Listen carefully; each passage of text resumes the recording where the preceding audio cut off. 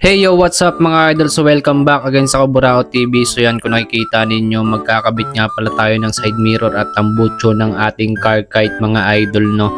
So yan, kung nakikita ninyo, sinusukat ko kung saan babagay o saan dapat ilagay yung tambucho at saka yung side mirror natin mga idol, no. So yan nga pala, ang gagamitin nga pala natin pandikit sa ating pabalat sa side mirror natin is rugby mga idol. So yan, ang una nating ikakapit dito guys is yung balat ng chichirya. Kaya balat ng chichirya yung ginamit natin dito mga idol, makintab siya mga idol. So yon, kinakapit ko na siya ng rugby mga idol, and pagkatapos natin ikapit ito is kakapitan natin sa likod ng black na plastic mga idol, no. So yon, ito na yung ating side mirror yan mga idol. Mukha na talaga siyang side mirror mga idol, no. So ang sunod naman natin guys is itong ating tambucho mga idol, no. So yan, gawa lang siya sa kawayan mga idol, no. So same process pa rin yung gagawin natin, kakapitan lang natin siya ng rugby mga idol, and yung plastic na gagamitin natin dito is kulay black siya mga idol, no, para magmukha talaga siyang pipe. And sa unahan nga pala natin ikakabit yung ating pipe mga idol, no, para mas mukhang maangas yung ating car kite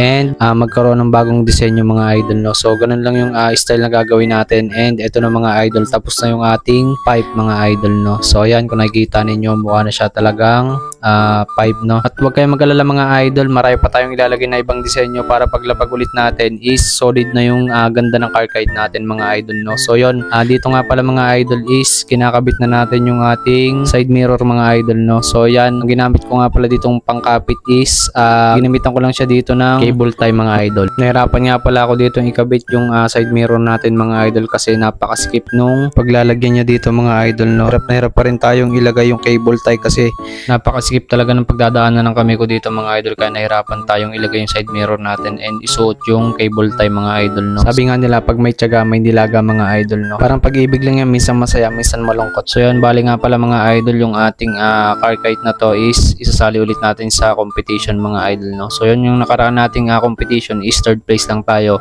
Baka naman sa sunod nating sali mga idol is makakuha na tayo ng champion mga idol, no. So yan, kaya dinadagdagan ko ng ibang detalye and pagagandahin pa natin tong ating car kite mga idol, no. So yan, ay kabit na natin yung ating side mirror, and ang isusunod naman natin dito mga idol is yung ating pipe na mga idol, no. So yun, napili ko nga palang ilagay yung pipe natin dito sa unahan para mas maangas tignan yung ating car kite mga idol, no. So yan, binubutasan nga pala natin gamit ang gunting mga idol, at ang gagamitin natin pangkapit dito mga idol is katol mga idol, kasi hindi na siya kaya ng rugby mga idol, wala nang pagkakapitan na kahoy mga idol, no? So yun nga pala mga idol, sa lahat na nagtatanong kung lumipad nga ba nung kite festival sa Cuenca mga idol is walang nag-video nun mga idol, kasi dadalawa kami magkasama, ako yung hihila tapos yung kasama ko yung magtataas mga idol, no. So kaya hindi na pa video, and meron namang nag-comment ng video na lumipad yung ating car kite. Huwag kayong magtaka kung bakit na third place tapos hindi ko pinataas mga idol, no. So hindi magiging third place yung kung hindi ko pinataas, kasi ang mas mataas na score dito mga idol sa kite festival is yung paglipad niya mga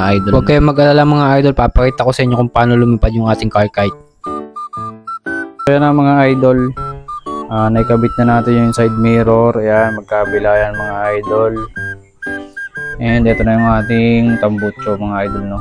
So yan, yun yung ating tambucho. So yun mga idol, bibigyan ko kayo ng kapirasong montage ng ating car kite. So yun, in 3, 2, 1.